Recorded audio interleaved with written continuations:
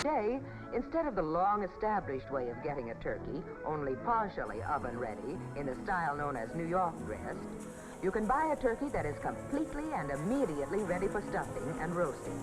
That's the modern, quick-frozen, table-dressed turkey. Jack in the Box and the new Paramount motion picture Star Trek Generations team up to give you a free Star Trek Generations movie collector's cup. When you galaxy-size any supreme value.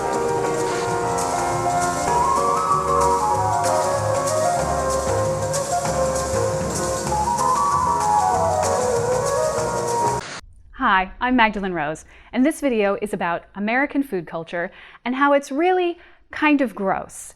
And not in the deep-fried, hot Cheeto double-down sort of way, though it is also that, but more in an abstract, societal way that can be traced back through our history. The holidays are almost upon us, and that means one thing in the US: food. So much food. And that's not just an American thing. Food is central to celebration in nearly every culture in the world. It's something that brings us together and nourishes us as a community. Except in America, where some of our recipes read like suicide notes. And don't come for me with your, well, what about kale smoothies? Meh. You know what I'm talking about. We wouldn't have to liquefy our vegetables if we didn't already have a problem. When I first moved out, I didn't really know how to cook. I could cook some Japanese food as I was still an insufferable weeb.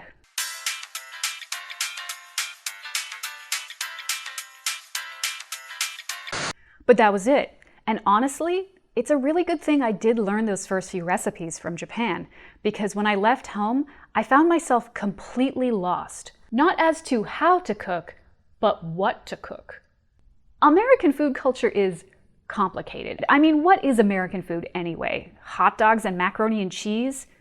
I guess that's a generalization, because many Italian, Indian, and Chinese Americans and so on continue their own cooking traditions here in the US, mixing and blending them with neighboring ethnic groups. The Americans who struggle to define what our food culture is are, well, us. You know, the whites. But why is that? Because French food is amazing, German food is wonderful, and Britain also has food. So why did our food traditions become so murky when others did not? The answer to this question is very complicated, and it involves a lot of moving parts. However, some of the issue appears to have started with US immigration.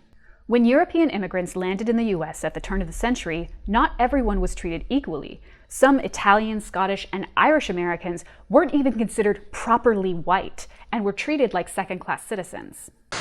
Many Americans believed that since the Irish were Celts, and not Anglo-Saxons, they were racially inferior and deserved second-hand citizenship. The Irish being of inferior intelligence was a belief held by many Americans.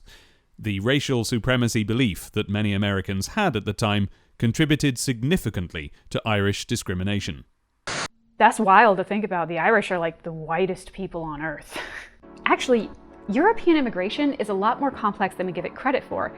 It conjures up these images of haughty pilgrims killing Native Americans, which, granted, totally happened. But many of the Scottish and Irish were actually shipped here by force, or really had no other choice. These countries were also British colonies, and many lived in horrible poverty because of it. What I'm getting at here is that if you're an American and your last name is McGregor or Callahan, your ancestors were also colonized. They would have, at one point in history, had a lot more in common with a family from India than they would have from England. And don't misunderstand, I'm not trying to be like, well, Scottish people were oppressed 600 years ago, so technically we're an oppressed minority too. But it's something to think about when considering the traditional divide between us and them, because at one point, we were them. Back to America, this social stratification among whites began to pose a problem for politicians. Treating these growing communities so poorly meant that they could easily find common ground with their dark-skinned neighbors.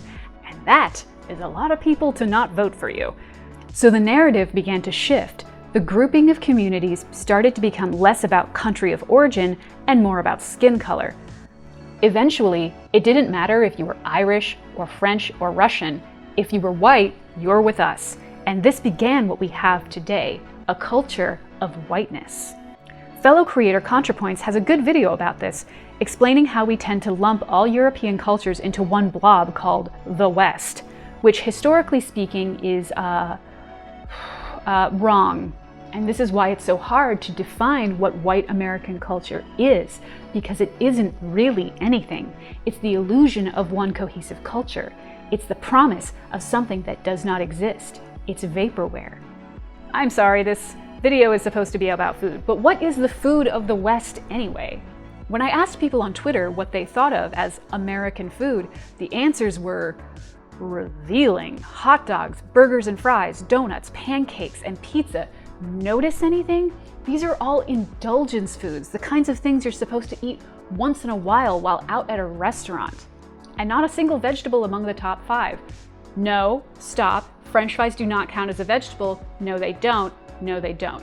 And don't get me wrong, I'm not some sort of self-righteous clean eater trying to shame America into eating better. I personally love burgers and fries, and I have a deep, unwavering love for American diner culture.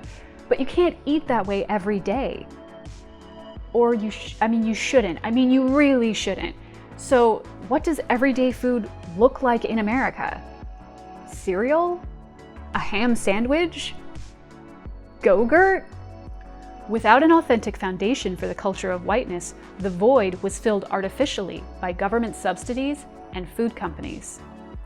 For example, the traditional American breakfast of bacon and eggs, made up by a marketer named Edward Bernays in the 1920s. He worked for a company that sold, you'll never guess, bacon. He was also the nephew of Sigmund Freud, but I don't know if that's relevant.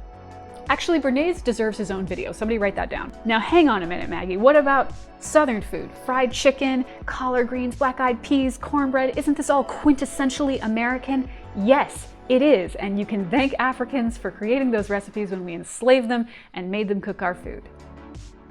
This lack of food culture isn't a universal experience among white people. We still have an eensy bit of a middle class whose suburban stay-at-home moms make their kids meatloaf once a week. Probably, right? Who are you, middle class? What is your life? Do you really live like the Winslows? Jesus, look at that house. Regardless of what the elusive middle class might be doing, the question is common enough to be a problem. One friend said casseroles were traditionally American, to which I respond, when was the last time you made a casserole? White America suffers from an identity crisis because so many of us grew up with little to no connection with our culture of origin. Instead, we're given a sort of theme park version of a culture that for many feels hollow, and it leaves us feeling empty and hungry for something more nourishing. But there's this fear among some of us that integrating other cultures' food into our lives would somehow dilute the authenticity of Western culture. And to that, I say, that is some pure blood Death Eater shit, and you need to rethink your choices. Let's not forget the infamous Trump supporter quote, if you don't do something about it, you're going to have taco trucks on every corner, which sounds amazing. I don't know what the problem is. You really played yourself on that one. Look out, Grandpa, the Mexicans are coming for your chocolate tower double fudge truffle cake for a limited time only at the Cheesecake Factory. I think Americans can sometimes forget how young the United States is. This year, we celebrated our 243rd year as a country. In contrast, Switzerland is about 700 years old, France is 1176 years old, and Korea is about 5,000 years old, for some perspective. Given all this, it's no surprise that Americans tend to gravitate towards food from other countries. When you're a kid, what do you do when you don't know how to do something? You ask someone older than you. So what can we do about this empty food culture? Well, like I said before, America has a lot of older siblings to look up to for advice. I've personally ended up cooking a blend of Southern, Korean, and Russian food, and it works for me. I'm no longer lost as to what food is, and I eat a lot more vegetables than I ever did growing up. The United States, in a lot of ways, is still a kid, which means our habits and our traditions are still pliable, still easily moldable. I say make food that makes sense to you, that works for you, that nourishes you. Because we're making American history right now. So what's it gonna be?